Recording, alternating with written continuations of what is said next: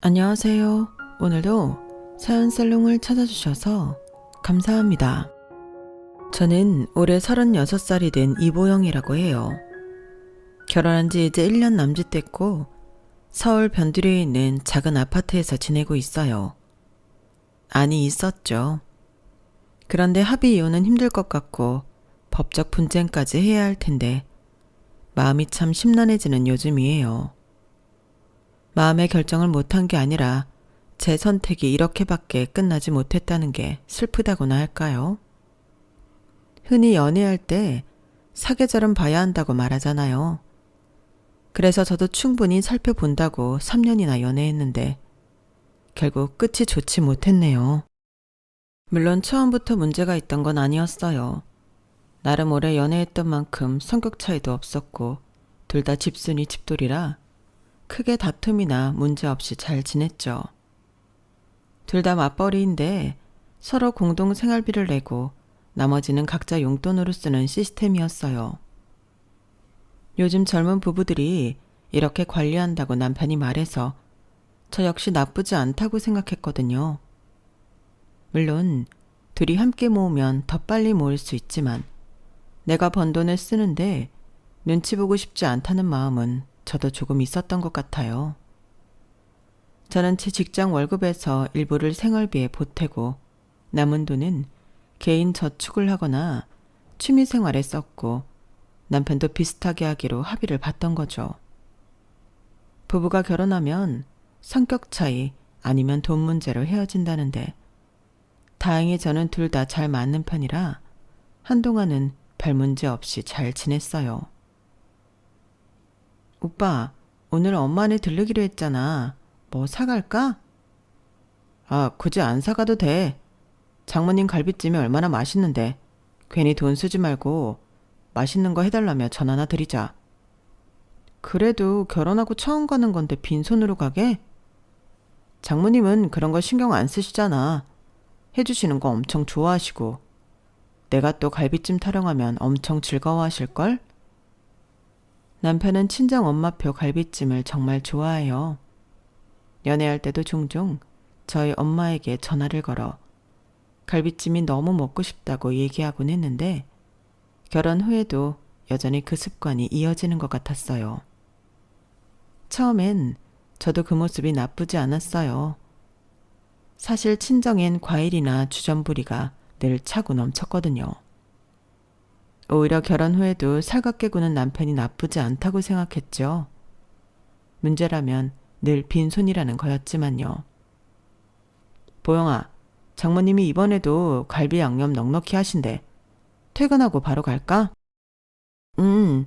그럼 내일 퇴근하고 가긴 하는데 이번엔 뭐라도 좀 사가자. 어떻게 결혼했는데 매번 가서 먹고만 와. 장모님은 귀찮아 하실걸? 괜히 과일 같은 거 사가면 왜 돈 썼냐며 당신 혼날 거야. 그렇긴 한데 그래도 성의를 보이는 게 좋을 것 같아. 장모님을 그렇게 몰라? 그럴 거면 차라리 밥 한 그릇 더 달라고 해. 그럼 얼마나 뿌듯해 하시는데. 어떻게 내 엄마 아니고 당신 엄마인데 나보다 더 모르냐? 남편이 저렇게 척척 말해버리니 저도 괜히 민망해졌죠. 물론 친정에 갈 때 안 사갔던 건 아니에요. 한 번은 저도 오기가 생겨 간단한 주전부리를 사갔거든요. 근데 그날 저녁 갈비찜을 넉넉히 먹고 배부르니 아무도 먹지 않았어요. 저라도 다 먹어야겠다는 생각에 과식했다가 집에 와 소화제만 먹었지 뭐예요. 그런 일이 반복되다 보니 저 역시 친정에는 빈손으로 가고 맛있게 먹었다는 말만 하게 되었죠.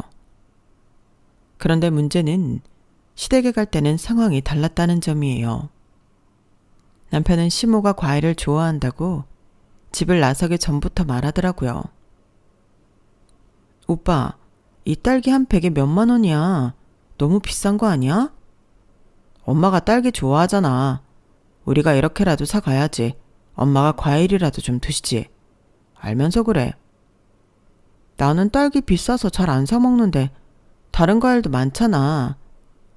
비쌀 때 사야 맛있는 거야. 자주 가는 것도 아니잖아. 왜? 우리 엄마 먹는 게 돈 아까워?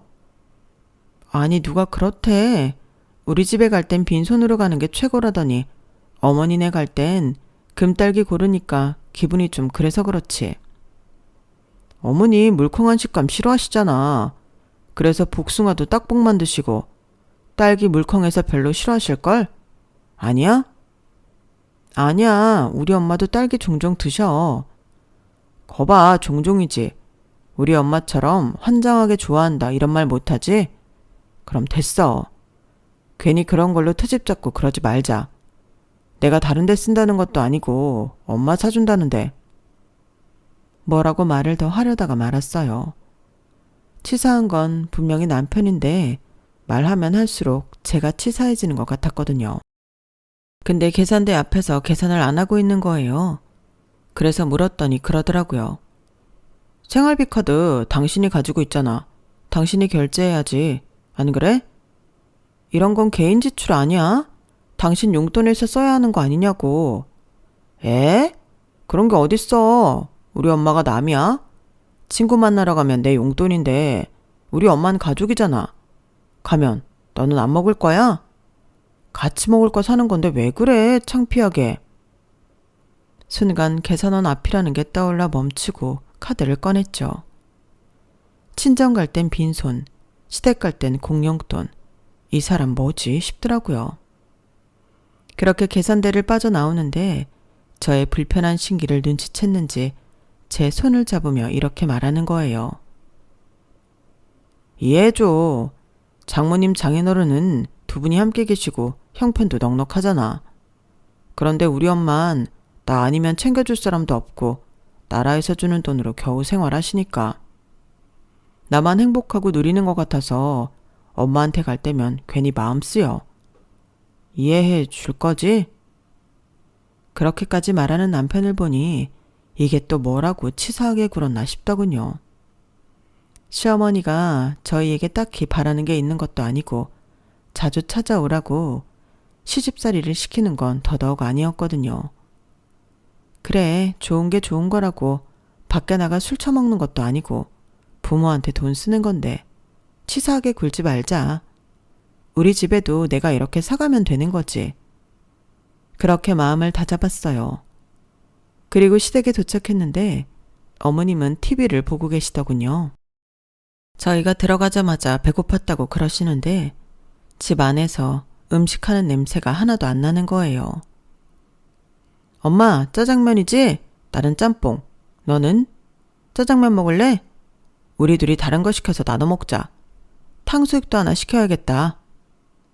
그러더니 자연스럽게 남편이 중국집에 전화를 걸었죠.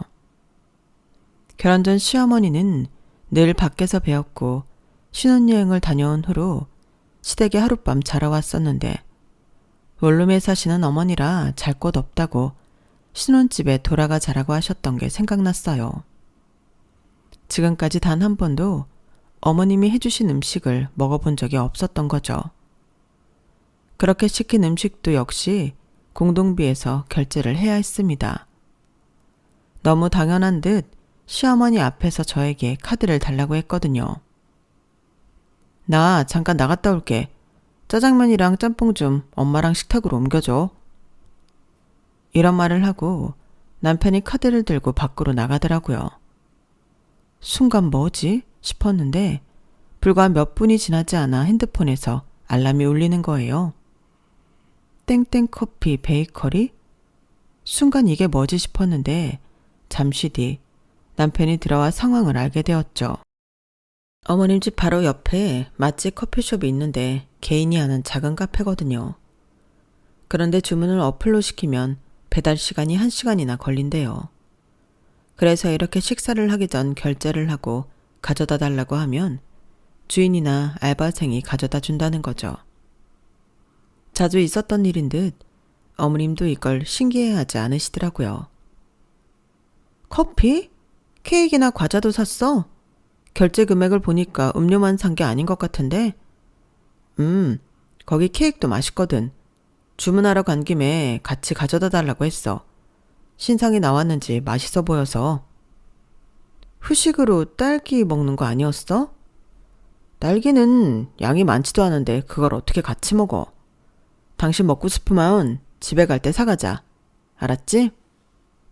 순간 이건 아니다 싶었어요. 그래서 시댁에서 먹는 둥 마는 둥 마지못해 앉아있다가 집으로 돌아오는 길 남편한테 말했죠. 오빠, 시댁에서 쓰는 돈이 다 공동생활비에서 나가면 내 입장에선 조금 불편해. 불편할 게 뭐 있어. 따로 살아도 가족인데. 그럼 분가해서 살면 불편하고 합가해서 살면 당연한 거야? 그럼 합가해? 그런 말이 아니잖아. 친정할 땐 늘 빈손으로 가서 비싼 소갈비찜 먹고 시댁 갈 땐 비싼 과일에다 외식, 커피나 케이크 같은 디저트며. 그건 장모님이 음식 잘하시고 커피 머신도 있고 제철 과일도 냉장고에 다 있잖아. 사갈 만한 게 없으니까 그렇지. 그리고 장모님 입맛은 좀 까다로우셔. 뭐가 서운한지 알겠는데 그건 사람에 따라 다른 형평성으로 접근해야 하지 않아? 돈 필요한 사람한테 써야지. 장모님은 먹을 게 필요 없는데 사가는 건 결국 과소비야. 그래도 마음이잖아. 그래, 그 마음. 그래서 늘 맛있다고 말하고 해달라고 해서 그러고 가서 2그릇 이상 먹고 열과 성의를 다하잖아. 장모님 좋아하시는 대로. 내 말이 틀렸어? 오빠 그렇게 생각한다면 말리지 않겠는데 더 이상 공용 지출해서 어머님 외식값이나 과일 사가는 거 반대야. 아니, 이젠 그렇게 안 할 거야. 도무지 말이 안 통한다고 느꼈기에 단호하게 말했어요. 공용 지출은 공통으로 합의했을 때만 해당되며 우리가 주 거주지로 사는 신혼집에 한정한다고요. 이랬더니 이 남자 뭐라는 줄 아세요? 그래? 그럼 앞으로 장모님 댁 갈 때도 마찬가지지? 그럼 나야 좋지 뭐. 가뜩이나 너 장모님네 갈 때 뭐 사가지 가자고 그렇게 노래를 부를 때 나도 애매했거든. 과소비는 싫고 너는 원하고. 그럼 이제 네 용돈에서 네가 알아서 사가면 되니까 그 얘기는 이제 끝난 거지? 지금 돌이켜보면 이때부터 제 마음은 조금씩 식어갔던 것 같네요. 얼마 지나지 않아 또 다른 일이 벌어졌죠. 시어머니가 무릎 관절 때문에 소규모 시술을 받으셨는데 남편이 50만 원쯤을 본인 용돈에서 보내드렸다는 사실을 뒤늦게 알았거든요. 오빠, 어머니 시술 받았다며? 비용 많이 드셨나 봐. 조금. 그래서 내가 50 정도 송금했어. 엄마 혼자니까. 근데 생활비 아니고 내 용돈에서 충당했으니 괜찮지? 지금 처음 들어서 놀랐어. 미리 얘기해주면 좋잖아. 내 용돈에서 나간 거라 딱히 보고할 필요 없다고 생각했어. 엄마도 큰 수술은 아니고 곧 퇴원하실 거야. 그래도 부부인데 중요한 지출은 상의가 먼저잖아. 아무리 용돈범이라지만. 아이, 미안. 다음부터 말할게. 사실 그렇게 큰 돈도 아니고 엄마가 힘들다니 그냥 보내준 거야. 더 이상 뭐라고 말하기 그렇더라고요. 다른 것도 아니고 아파서 낸 병원비니까요. 하지만 문득 저한테 말도 안 하고 어머님한테 돈을 보낸 게 이번만이 아니라면 이라는 생각이 하나둘 머릿속에 차오르기 시작했죠. 결혼 1년 차가 가까워질 무렵 평범한 시댁 방문에서 시작된 작은 의문이 제 결혼 생활에 큰 위기로 번지게 됐어요. 그날도 평소처럼 주말 점심을 먹으러 시어머님 댁에 들렀는데 현관문을 열자마자 눈에 들어온 건 반짝반짝 빛나는 새 냉장고였어요. 지난주 방문했을 때만 해도 자꾸 소리가 나고 고장날 것 같다며 걱정하시던 낡은 냉장고가 어느새 최신형으로 바뀌어 있었던 거죠. 현관에서부터 거실까지 가는 짧은 순간 머릿속이 복잡해졌어요. 지난주만 해도 시어머님이 냉장고 문을 닫으시면서 했던 말이 머릿속에 떠오르면서 의아했거든요. 이게 자꾸 탈그락거려서 음식이 상하진 않을까 걱정이야. 그때 남편은 대수롭지 않게 말했죠. 엄마, 그래도 좀만 더 쓰시면 되잖아요. 라고만 했었는데 일주일 만에 이런 고급 냉장고로 바뀌어 있다니 순간 의아했어요. 남편이 평소 같았다면 내가 사드렸다며 뿌듯해하면서 제 반응을 살폈을 텐데 이상하게도 아무 말도 없이 조용히 있었거든요. 오히려 냉장고는 쳐다보지도 않고 TV만 보고 있더라고요. 시어머님도 보통 같으면 준혁이가 이렇게 좋은 걸로 사줬다며 자랑스러워 하셨을 텐데 그런 말씀도 전혀 없으셨어요. 어머님, 새 냉장고네요. 그게... 시어머님은 왠지 모르게 조심스러운 기색이었어요. 평소 같으면 이것저것 설명하시며 기뻐하셨을 텐데 어색하게 웃으시면서 주문한 음식이나 먹자고 하시더라고요. 그 모습을 보니 걱정이 됐어요. 혹시 적금을 해지하시고 무리해서 사신 건 아닐까 하고요. 시어머님이 국민연금으로만 생활하시는 걸 아는지라 이런 큰 지출이 부담스러우실 것 같았거든요. 집에 돌아와서도 그 생각은 계속됐어요. 어머님이 무리하신 건 아닐까 하는 걱정에 가계부 정리도 뒷전이었죠. 그러다 우연히 통장 내역을 보는데 이상한 점을 발견했어요. 남편이 매달 보내기로 한 생활비가 평소보다 훨씬 적게 들어와 있던 거예요. 처음엔 정말 단순 실수인가 싶었어요. 남편이 평소에도 가끔 깜빡하고 덜 보내는 경우가 있었거든요. 남편이 소파에서 핸드폰을 보고 있길래 최대한 자연스럽게 물어봤죠. 오빠, 이번 달 생활비 입금이 좀 적은데 실수로 덜 보낸 거야? 그런데 평소와 달리 남편의 눈동자가 흔들렸어요. 보통 때면 미안하다며 확인해 본다고 바로 답했을 텐데 이번엔 핸드폰만 만지작거리고 있더라고요. 그게 이런저런 일이 있어서 심지어 명확하게 이유를 대는 것도 아니고 얼버무리기만 하더라고요. 순간 등줄기가 서늘해졌어요. 요즘 경기가 안 좋아서 회사마다 구조조정을 한다는 뉴스가 자주 나오던 때라 불안감이 확 몰려왔거든요. 무슨 일 있어? 혹시 월급이 깎였어? 아니면 회사를 그만둔 거야? 목소리가 떨리는 걸 감출 수가 없었어요. 남편도 제 표정이 심각해진 걸 눈치챘는지 마지못해 입을 열었죠.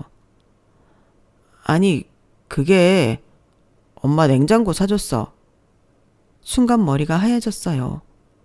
그러니까 지난주에 좀만 더 쓰자고 하더니 저한테 말도 없이 냉장고를 사고 그걸 생활비에서 메꾸겠다는 거였죠.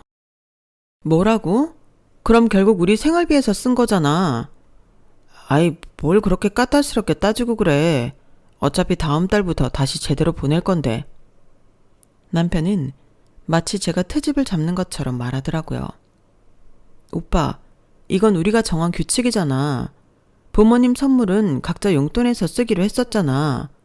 그리고 이런 큰 결정은 서로 상의하고. 아니, 당신도 참 우리 엄마 냉장고가 고장날 것 같다고 하시는데 빨리 해결해 드려야지. 뭘 그렇게 복잡하게 생각해? 남편의 태도가 점점 거칠어졌어요. 마치 제가 시어머님을 배려하지 않는 사람처럼 몰아가더라고요. 그래도 이건 우리가 합의한... 합의? 당신은 지금 엄마가 고장난 냉장고 쓰시는 게 괜찮다는 거야? 대화가 점점 평행선을 달렸어요. 남편은 계속 시어머님 상황만 이야기했고 정작 제가 말하는 약속과 상의에 대해서는 귓등으로도 안 듣는 것 같았죠. 내가 하고 싶은 말은 양가 부모님께 해드리는 건 공용 지출 말고 개인 지출에서 하기로 했잖아. 그러니까 생활비 모자란 부분마저 입금해줘. 냉장고 문제는 오빠가 개인 돈으로 충당해. 그러면 난 문제 없으니. 복잡하게 생각하지 말고 공용해서 부모님 챙겨드리는 걸로 하자. 너도 나도 외동이라 다른 자식이 있는 것도 아닌데 매번 눈치 보여. 차라리 편하게 같이 해. 싫어. 우리 집 갈 때 빈손으로 가려고 하면서 나중에 또 무슨 말 하려고. 그냥 전처럼 개인 지출해서 해. 야, 너는 또 내가 얼마나 그랬다고 그래. 그럼 이렇게 해. 큰돈은 개인 지출이고 집에 갈 때 음식 사가는 것 같은 소소한 비용은 공동 지출해서 하는 걸로. 그리고 이번 주말에 장모님 댁 갈 때는 네가 원하는 대로 뭐라도 사가면 되잖아.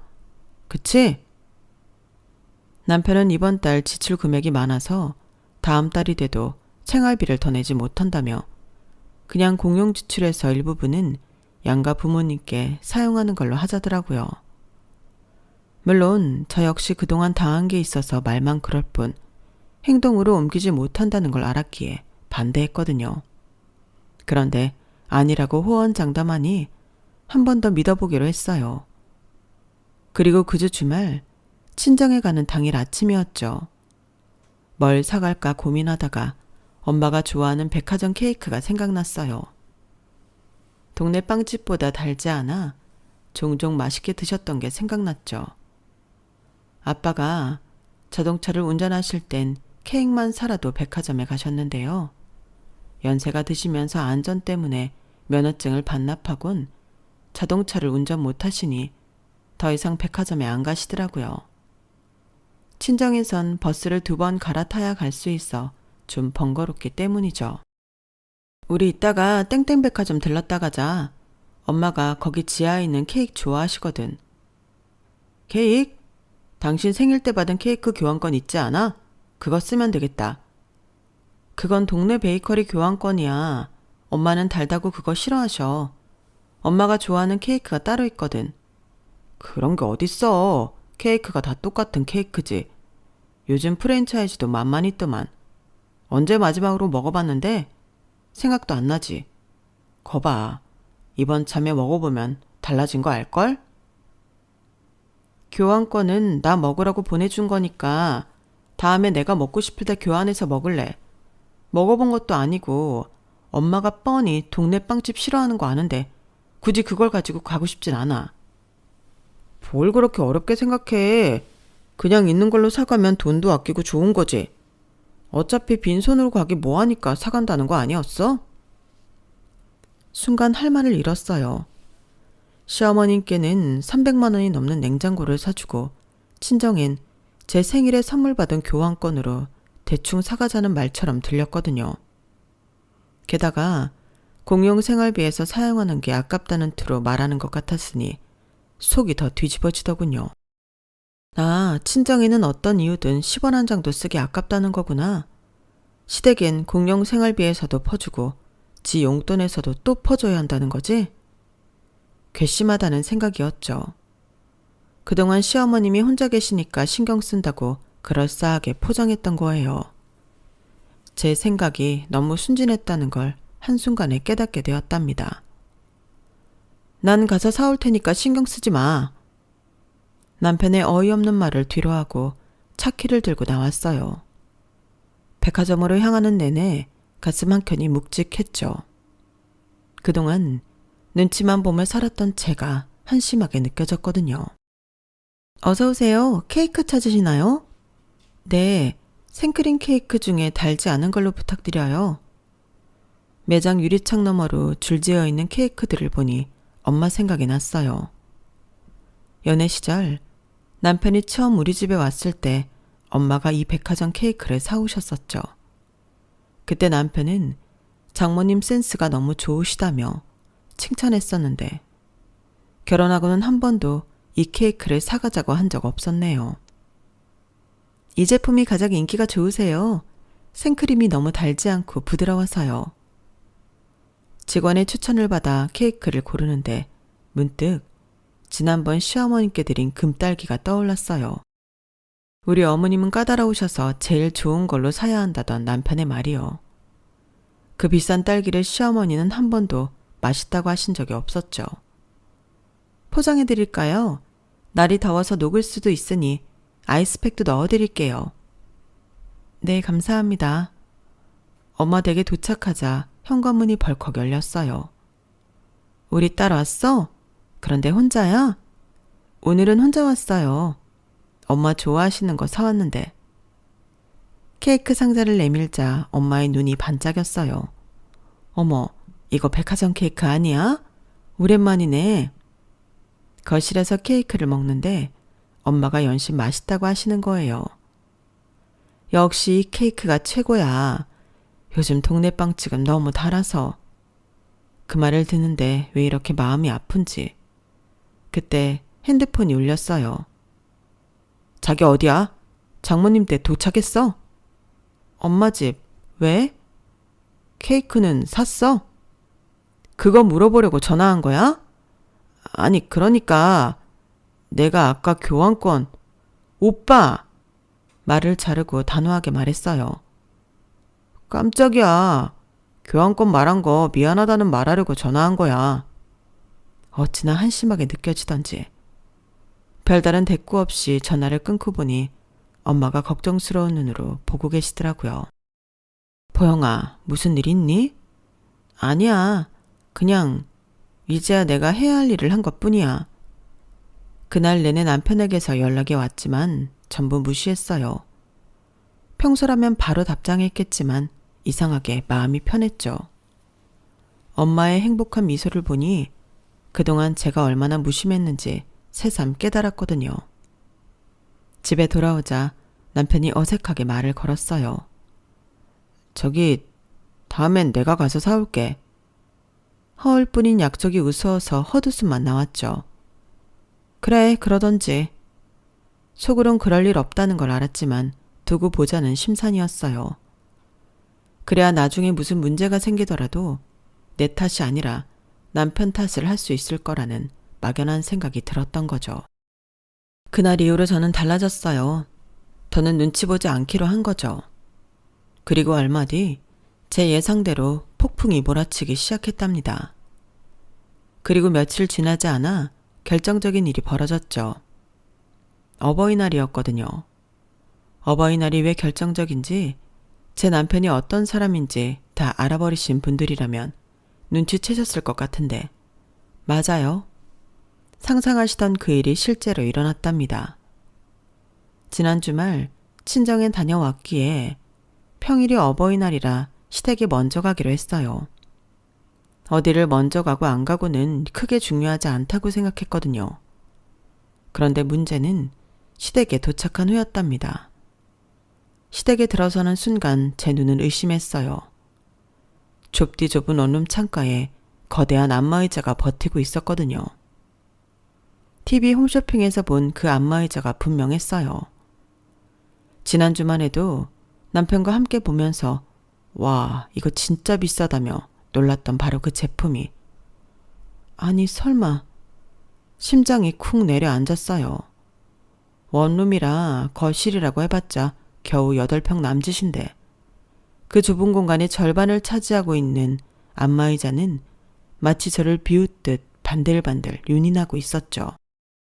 멍하니 서 있는데 문득 지난주 시어머님과 나눈 대화가 떠올랐어요. 어머님, 요즘도 허리 아프세요? 그냥 늙어서 그런가. 병원 한번 가볼까 하는데. 한의원은 어떠세요? 침 맞으면 좀 나아지실지도. 아유, 그런 거 신경 쓰지 마. 이 정도면 양호한 거야. 그때만 해도 시어머님은 대수롭지 않게 말씀하셨는데 이렇게 될 줄이야. 현관에 놓인 제 구두를 벗으면서도 머릿속은 복잡했어요. 남편은 언제 이걸 샀을까? 어떻게 들여왔을까? 돈은 어디서? 어머, 왔니? 이거 봐봐. 이게 얼마나 좋은지 몰라? 어머님이 호들갑스럽게 맞이하시는데 그 목소리에 담긴 자랑스러움이 왠지 거슬리더라고요. 마치 우리 아들 봐라 하는 것 같았어요. 평소 과하게 표현하시는 분이 아니었는데 오늘따라 유독 목소리가 들떠 있었죠. 오빠가 사드린 거예요? 목소리가 생각보다 차갑게 나왔나 봐요. 남편이 화들짝 놀라 저를 쳐다봤거든요. 그 순간 남편의 눈빛이 흔들리는 게 보였어요. 뭔가 석연찮은 일이 있다는 걸 직감한 듯 했어요. 하지만 어머님은 전혀 눈치채지 못하신 듯 했어요. 그럼 우리 아들이 아니면 누가 이런 걸 사주겠어?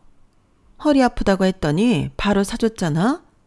요즘 자식들은 부모님 고생하는 거 안 본다는데 우리 아들은 달라. 어머님 목소리에 자부심이 가득했어요. 그런데 왜 저한텐 그 말이 꼭 너희 집에는 이런 거 못 해주지 하는 것처럼 들리는 걸까요? 아니에요. 분명 제가 예민한 거예요. 어머님이 그런 뜻으로 하신 말씀이 아닐 텐데. 남편은 마치 준비라도 한 듯 바로 설명을 시작했어요. 엄마가 허리가 많이 아프시다길래 병원 다니시는 것보다 이게 더 낫겠더라고. 마사지 회원권은 한 번에 100만 원이 넘고 그것도 3개월이면 끝나는데 이건 평생 쓰실 수 있잖아. 실용적이고. 말꼬리를 흐리는 남편의 목소리가 점점 작아졌어요. 제 표정이 심상치 않다는 걸 눈치챘나 봐요. 실용적이라고요? 우리 엄마도 허리 아프다고 하셨을 때는 나이 든 게 서러워서 그러시는 거야 라고 하더니 남편의 말이 귀에 들어올 리가 없었죠. 머릿속에서는 이미 계산기가 돌아가고 있었으니까요. 300만 원은 좋게 넘을 그 가격. 거기다 분명 할부일 텐데 이자까지 더하면 게다가 우리 통장에서 빠져나간 거라면 여보, 당신 표정이 남편이 제 얼굴색을 살피더니 목소리를 낮췄어요. 그리곤 마치 큰 양보라도 하듯 덧붙였죠. 할부로 했으니까 당분간은 어머니한테 뭐 해드리기 좀 그렇긴 한데 그래도 이게 더 이득이잖아. 한 번에 돈 들여서 평생 쓰시는 거니까. 어머님은 그때 마침 화장실에 가신다며 자리를 피하셨어요. 순간 어머님과 눈이 마주쳤는데 뭔가 불편해 보이시더라고요. 어쩌면 제 표정이 너무 일그러졌나 봐요. 우리 집은? 차갑게 내뱉은 말에 남편이 눈을 동그랗게 떴어요. 아침에 문자 보냈잖아. 너무나 당연하다는 듯한 말투가 더 화가 나게 했어요. 문자로 충분하지 않아? 장인어른 장모님은 아직 한창이시잖아. 우리 엄마보다 9살이나 어리시고. 남편은 자기가 뭔가 대단한 걸 한 것처럼 으쓱거리며 말을 이었어요. 난 문자로도 충분히 마음을 전했다고 봐. 장모님도 좋아하시던데 고맙다고 하셨잖아. 정말 기가 막혔어요. 우리 엄마가 얼마나 좋으신 분이라 그러신 건지 저라면 차마 그런 문자에 고맙다는 답장조차 못 보냈을 텐데. 그리고 이건 마음이 중요한 거 아니야? 나는 진심으로 장모님께 감사드린다고. 말꼬리를 흐리면서도 전혀 미안해하는 기색이 없었어요. 오히려 자기가 잘했다는 듯한 표정이더라고요. 그러더니 정말 어이없는 말을 덧붙이는 거예요. 그래, 말 나온 김에 문자 하나 더 보내볼까? 우리 주말에 장모님한테 갈비찜 해달라고 할까? 멀더라도 자주 찾아뵙는 게 최고지. 안 그래? 뭐든 마음이 최고라고. 자주 찾아가지도 않으면서 비싼 선물만 딱 보내봐. 그것처럼 정없는 게 어딨다고. 나 같은 사위도 없어. 그치? 진짜 이 남자는 자기가 뭘 잘못했는지 전혀 모르는 거예요. 시어머님께는 300만 원짜리 안마의자를 사드리고 제 친정엄마는 공짜 갈비찜이나 얻어먹으려 하고 맛있게 먹고 자주 찾아가 얼굴 뵈면 되는 거잖아. 효도가 꼭 돈으로만 하는 것도 아니고 마음이지, 마음. 안 그래? 남편의 말 한마디 한마디가 저를 폭발 직전으로 몰아갔어요. 용돈으로도 모자라 공용 통장까지 긁어가며 어머님께 선물해놓고 친정엄마한테는 돈 한 푼 안 드리고 진심을 보냈다고요? 당신 갈비찜은 앞으로 평생 먹을 일 없을 거야. 나 간다. 참았던 분노가 폭발하듯 터져나왔어요. 야, 잠깐만. 왜 갑자기 그러는 거야? 말 안 하고 산 것 때문에 그런 거면 미안해. 말하려고 했어. 그런데 어차피 오면 볼 텐데 얼마나 좋은지 보는 거랑 안 보고 이야기 듣는 거랑 또 다르니까. 내 말 듣고 있는 거야? 현관문을 박차고 나오는데 남편이 뒤에서 뭐라고 부르는 소리가 들렸어요. 오해하지 마. 내 말은. 더는 듣고 싶지 않았어요. 엘리베이터를 기다릴 새도 없이 계단을 뛰어내려갔죠. 주차장에 도착해서 바로 시동을 걸었어요. 그리고 제일 먼저 한 일이 폰 전원을 끄는 거였어요. 엄마 생각이 났어요. 아침에 문자를 받으시고도 고맙다고 답장까지 보내주신 그 마음 착하신 우리 엄마. 시어머님께 안마의자를 사주면서도 우리 부모님께는 문자 한 통이 전부라니. 남편의 이중성이 이제야 완벽하게 드러난 것 같았죠. 핸들을 꺾어 친정으로 향하면서 핸드폰도 꺼버렸어요. 그리고 결심했죠. 이제는 더 이상 물러설 수 없다고. 결혼 전 이런 모습을 단 한 번도 보인 적 없다는 게 오히려 억울할 지경이었어요. 연애 땐 세상의 별도 달도 다 따준다고 말하는 거 다 거짓이라더니 정말 거짓이었던 거죠. 저녁 7시가 넘어 집에 도착하니 남편이 기다리고 있더라고요. 어두컴컴한 거실에 혼자 앉아있는 모습이 왠지 우스워 보였어요. 도대체 뭐 하는 짓이야? 전화는 왜 안 받고? 제가 현관문을 여는 순간부터 폭발하듯 소리를 지르더니 순식간에 제 앞까지 다가왔어요. 엄마가 얼마나 걱정하셨는지 알아? 내가 얼마나 전화했는지. 미친 거야? 갑자기 가출이야. 가출? 내가 왜 가출을 해? 나 친정 갔다 왔어. 뭐? 갔으면 갔다고 말해야지. 어디 간다는 말도 안 하고 전화기는 꺼놓고. 애야? 말을 해. 왜 그러는지. 왜? 어버이날인데. 뭐 문제 있어? 비싼 선물은 주지 못해도 얼굴이라도 보려고 한 건데. 당신 말대로 돈이 전부가 아니라면 정성이라도 보여야 하잖아. 1시간 거리가 먼 것도 아니고. 뭐야. 그러면 같이 가자고 하면 되지. 난 또 뭐라고. 난 또 뭐라고? 우리 엄마는 아직 젊어서 알프로 볼 날 많으니까 안 가도 된다고 생각하셨나 봐? 방귀 낀 놈이 성낸나더니 정말이네요. 남편의 얼굴이 불그락 푸르락 해지는 걸 보며 조용히 고개를 끄덕이고 방으로 향했어요.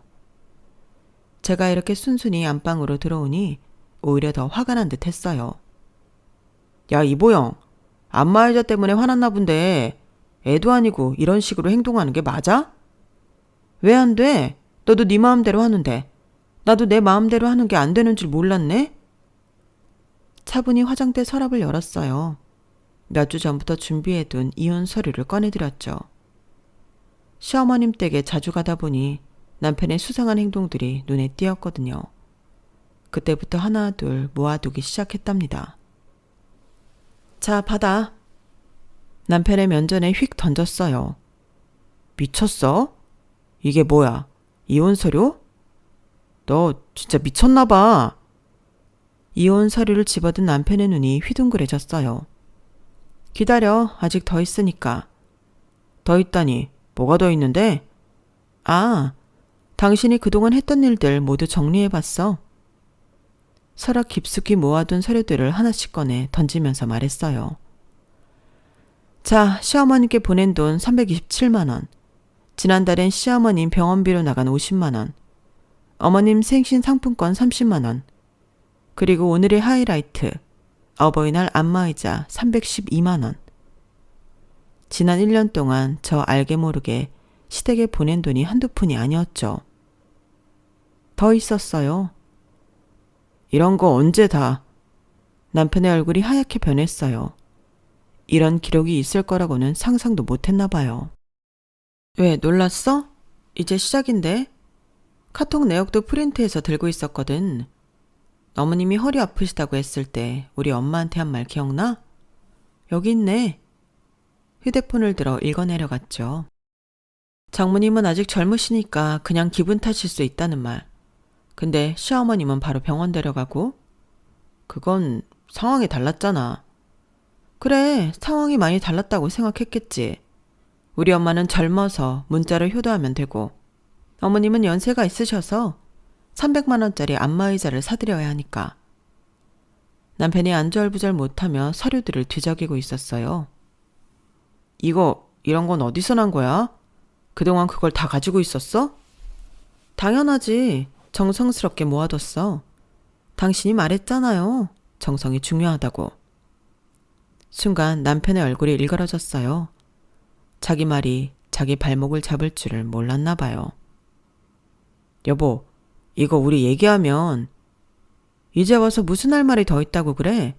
당신은 충분히 말하고 행동으로도 보여줬잖아. 이제 들어. 내가 말할 차례야. 아니다.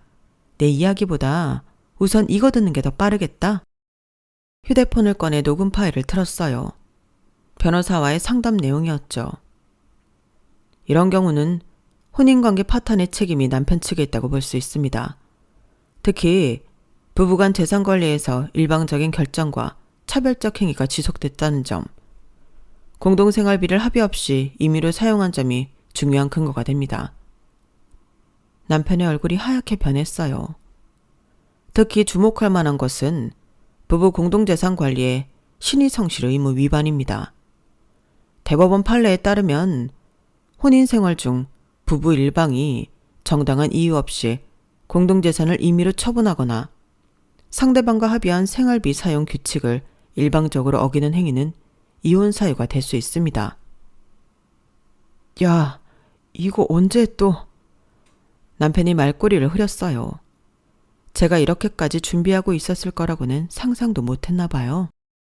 게다가 부모 봉양에 있어 현저한 차별을 두는 행위는 상대방 배우자의 인격권을 침해하는 행위로 볼 수 있습니다.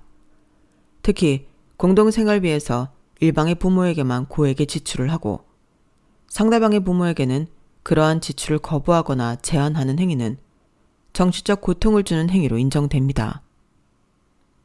변호사의 차분한 목소리가 이어졌죠.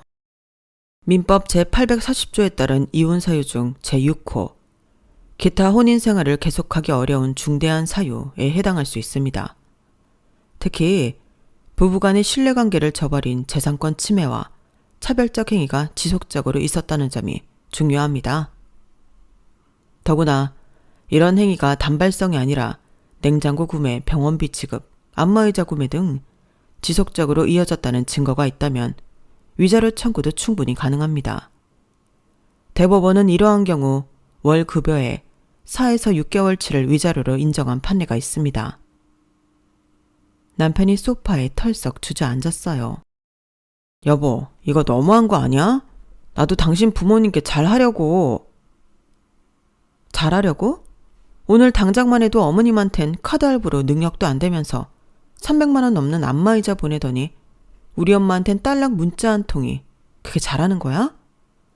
뭐든 콩알 하나라도 우리 집엔 쓰기 싫고 가서 해주는 건 맛있다고 처먹을 줄만 아는 인간이 진작 알아봤어야 하는 건데. 서류 뭉치를 다시 펼쳤어요. 자, 여기 봐. 지난 1년간 어머님께 보낸 금액만 1,000만 원이 넘어. 그런데 우리 부모님한테는 딸랑 케이크? 그것도 생일날 받은 교환권 쓰라고 난리를 쳤던 거 기억 안 나? 이게 말이 돼? 그건 상황이 달랐잖아. 남편의 목소리가 점점 작아졌어요. 맞아, 상황이 달랐지. 내가 정리해볼까? 첫째, 혼인신고 후 공동생활관리 규정을 일방적으로 위반했어. 둘째, 부모 봉양에 있어 현저한 차별을 뒀고, 셋째, 고액의 지출을 할 때마다 나와의 상의를 무시했지. 카드 영수증 계좌 이체 내역, 문자 메시지까지 다 있어. 심지어 당신이 장모님은 아직 젊으시니까 신경 쓸 필요 없다고 한 카톡도 다 캡처해뒀고. 남편의 얼굴이 점점 굳어갔어요. 여보, 내가 잘못했어. 앞으로는 뭐? 또 거짓말할 거야? 냉장고 살 때도 그랬고 병원비 보낼 때도 그랬고 이번 안마의자도 그랬잖아. 매번 앞으로는 하면서 똑같은 짓만 반복했지. 핸드폰을 들어 다시 변호사와 통화 내용을 이어갔어요. 특히 주목할 만한 점은 혼인 전에는 이러한 행태를 전혀 보이지 않다가 혼인 후 돌연 변화했다는 점입니다. 이는 기망의 소지가 있으며 혼이나 기초가 되는 신뢰관계를 훼손한 것으로 볼 수 있습니다. 여보, 우리 다시 한 번만. 뭘 다시? 내가 왜 이혼 서류를 준비하게 됐는지 알아? 당신이 나를 속였다는 게 제일 큰 이유야. 연애할 때는 양가 부모님께 똑같이 잘하겠다고 했지. 결혼하자마자 돌변한 건 누구야? 착한 며느리가 시부모님을 위해 생활비를 아끼고 희생했다? 뭐 이런 말이라도 하고 싶어? 아니야. 이건 명백한 차별이고 가정 파탄의 원인이야. 변호사님 말씀대로 충분한 이혼 사유야. 그리고 당연히 그 책임은 오빠한테 있는 거고. 제발 우리 다시 생각하자. 한 번만 기회를. 됐어. 난 이미 변호사님과 상담도 마쳤고 소장도 준비됐어. 그럴 마음도 없으면서 반성하는 척 하지 마. 역겨워. 그렇게 말하고 방으로 들어가려는데 남편이 제 팔을 잡았어요. 여보, 내가 진짜 미안해. 이제 정신 차렸어. 앞으로는 장인어른 장모님께도. 차갑게 뿌리쳤어요. 늦었어. 오빠, 네가 우리 부모님을 차별한 것도 문제지만 그보다 더 큰 문제는 당신이 나를 존중하지 않았다는 거야. 내 의견은 한 번도 귀담아 듣지 않았잖아. 이제는 지쳤어. 남편의 손에서 힘이 빠졌어요. 더 이상 할 변명도 말도 없었겠죠. 아니, 그럴 마음이 없으니 머릿속으로 어떻게든 이 상황을 빠져나갈 궁리만 하고 있었을지도 모르지만요. 오늘부터 난 엄마 집에서 지낼 거야. 소장은 내일 접수될 거고. 변호사님이 말씀하시길 이 정도 증거면 조정 단계에서 충분히 유리한 위치를 선점할 수 있다고 하시더라. 깨끗하게 합의혼할 거 아니면 변호사 선임해. 앞으로 나 더 이상 오빠랑 할 이야기 없어. 모든 건 변호사를 통해 전달할 테니 그런 줄 알아. 그렇게 말하고 방으로 들어와 친정에 갈 짐을 쌌죠. 문을 닫는 순간 밖에서 남편이 털썩 주저앉는 소리가 들렸어요. 하지만 더 이상 돌아볼 생각은 없었죠. 이미 제 마음은 서늘하게 식어버렸으니까요. 장모님께 죄송하다고 전해줘. 마지막까지 직접 사과하러 가지 않고 제게 전달을 부탁하더라고요. 어머님도 몇 번 전화가 왔는데 아들 좀 봐달라고 젊은 사람들이 이해하면서 살아야 한다고 하시더군요. 어머님께 지어나던 모든 걸 끊어도 그런 말씀을 하실 수 있겠냐는 말이 목구멍까지 올라왔지만 말하진 않았어요. 아들 잘못 둔 죄를 어머님께 따지는 건 아닌 것 같았으니까요. 이해하려고 애썼는데 도무지 이해가 안 돼요, 어머니. 어머님한테 하는 거 발톱의 때만큼이라도 친정에 했다면 제가 이렇게까진 안 했겠죠. 건강하세요. 먼저 끊겠습니다. 하지만 어머님도 아실 건 아셔야 할 것 같아서 제 말만 하고 끊었어요. 남편은 제가 이혼 의사를 철회할 거라 생각했나 봐요. 변호사도 선임하지 않고 마지막 순간까지 찌질하게 행동했죠. 일단 합의하겠다고 해놓고 약속 시간이 늦게 나타나거나 도장 가져오는 걸 깜빡했다며 핑계를 대기도 했어요. 아마도 어차피 화해할 텐데 괜히 돈 쓰나 하는 생각이었겠죠. 3년 연애에 1년 결혼 생활 동안 제 성격을 전혀 파악하지 못한 거예요.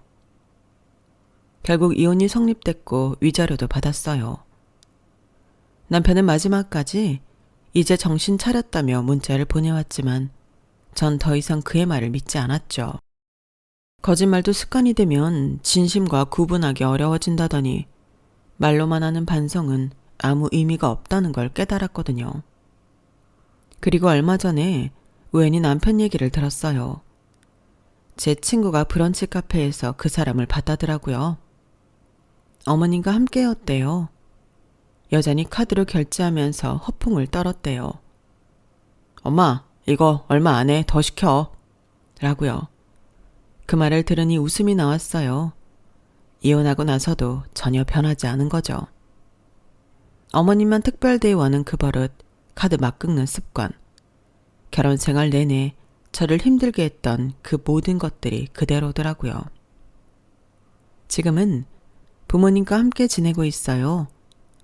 부모님은 서로 맞춰가는 게 결혼이라며 저에게 애들로 말씀하곤 하세요. 맞아요. 그래야 하죠. 상대방의 부모님도 내 부모님처럼 생각하고 서로를 존중하면서 살아야 하는데 우리는 그러지 못했네요. 아니, 그놈은 그러지 못했죠. 제 이야기를 듣는 분들에게 그런 말을 전하고 싶어요. 사랑은 말이 아닌 행동으로 보여주는 거라고요. 행동엔 돈이 함께 가야 하고요. 젊은이가 고생을 선사한다는 말을 그냥 하면 꼰대지만 100만 원쯤 현금을 주면서 하면 진심 어린 위로가 된다는 말처럼요. 그리고 연애할 때와 결혼 후의 모습이 다르다면 그건 진정한 사랑이 아닐 수 있어요. 저처럼 후회하지 마시고 결혼 전에 상대방의 진면목을 꼭 보셨으면 좋겠어요. 이제는 새로운 시작을 준비하려고 해요. 그리고 이런 경험이 앞으로 제 인생에 좋은 교훈이 되겠죠. 똥 차가고 벤츠 온다는 말을 믿는 건 아니지만 다시 누군가를 만날 기회가 생긴다면 그땐 제 생각과 마음이 잘 맞는 사람이길 바라는 마음. 욕심이 아니겠죠? 제 사연은 여기까지입니다.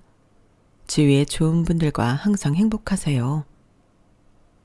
여러분, 사연 댓글에 응원과 현명한 조언 부탁드려요. 좋아요와 구독은 저에게 큰 힘이 됩니다. 오늘도 좋은 일 가득하세요.